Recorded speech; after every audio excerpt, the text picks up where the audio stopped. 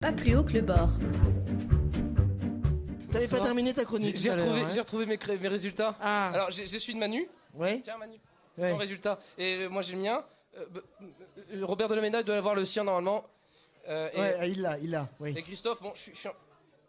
Comment ça Oh là va là, non, c'est pas possible. Ah oui. Oh non, c'est pas possible. Ah, Non. oui, Bon, je sais d'accord. pas, Alors là, c'est- vu les résultats, c'est vraiment toi le patron. Hein. Ah ben oui. Ah ben attends. Bon, oui. vous voyez bien là, l'importance de la mesure dans nos sociétés. Hein.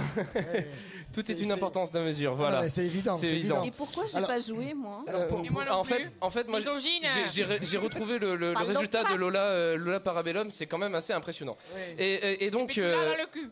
Et donc, Ça voilà, vous voyez l'importance de la mesure dans nos sociétés.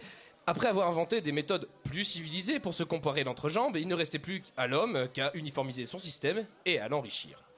Le bien nommé maître étalon fut érigé en obélisque, malgré le fait que, si vous voulez mon avis, un maître c'est bien trop. Ah, Même pour un cheval. c'est vrai. Je le confesse, ça dérange tout le monde. L'anglais, moins bien loti et par esprit de contradiction, conserva le yard, qui se traduit littéralement par verge, et qui mesure approximativement 91 cm. Oh. Ce qui est moins bien. Oui, non, c'est. Munis de deux systèmes ont pu enfin se mettre sur la gueule pour imposer l'un ou l'autre et user d'une des plus vieilles formes de concours débile, la guerre. Évidemment, la guerre n'est qu'affaire de mesure, chers amis. C'est comme un soufflet. Pour bien la réussir, il faut être précis. Si vous n'êtes pas méthodique, votre guerre s'enlise. On compte les morts sur le bout d'une doigt, sur le bout de les doigts d'une main, et finalement on s'emmerde. Hein. Un peu comme dans cette chronique. Oui. Et pour orchestrer une bonne guerre, rien de plus efficace que la politique. Ah, s'il est une épreuve reine dans la course au gigantisme des corps caverneux, c'est bien elle. Ah oui. La preuve, Marine Le Pen, 1m75 de vide sidéral et pourtant on n'entend qu'elle. Elle nous assourdit de ses commentaires sur les goûts vestimentaires et excroissances pileuses de pauvres gus qui reviennent de 3 ans de captivité dans le nord-est du Mali.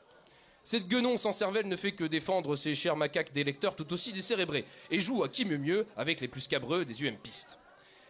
Et dire que tout ce beau monde danse au rythme de la valse à Manuel. Ça c'est un petit clin d'œil à... La valse à Manuel, oh, c'est à joli. Non, Salpiro, c'est. voilà. Ouais. Mais tout ceci est calculé. À la respiration près, son discours était rodé. Pour s'en rendre compte, il faut ni plus ni moins être capable de mesurer la bêtise de la flatulence verbale dont elle fut la génitrice. Qu'aurait-elle voulu, cette gourde? Qu'après 3 ans passés dans le Sahara, les 4 malheureux nous reviennent une baguette sous le bras, le béret sur la tête, vêtus d'un tricot de peau laissant apparaître leurs bras blancs et flasques comme des merdes de laitier?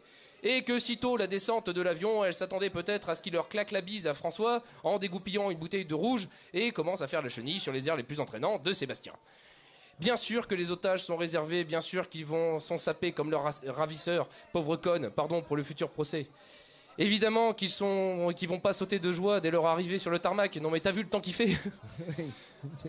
Et donc, soit Marine Le Pen est la pire des imbéciles pour balancer sa brève indigne d'être qualifiée de comptoir, ce dont malheureusement je doute, soit elle fait sciemment pour montrer à tous ses pâles imitateurs qu'elle seule a le monopole de la xénophobie et qu'en matière d'idéologie gerbante, puant la vieille propagande, c'est bien elle qui est la plus grosse. En faisant des recherches sur le génome humain, on s'est rendu compte que certains caractères de l'Homo néandertalis avaient été hérités par son descendant sans pièces. Néandertal est depuis longtemps éteint. Mais il est agréable de voir que dans la famille Le Pen, plus qu'ailleurs, il continue de vivre et de se reproduire. À bon électeur, salut. Merci. Pas plus haut C'était que le fixe. bord.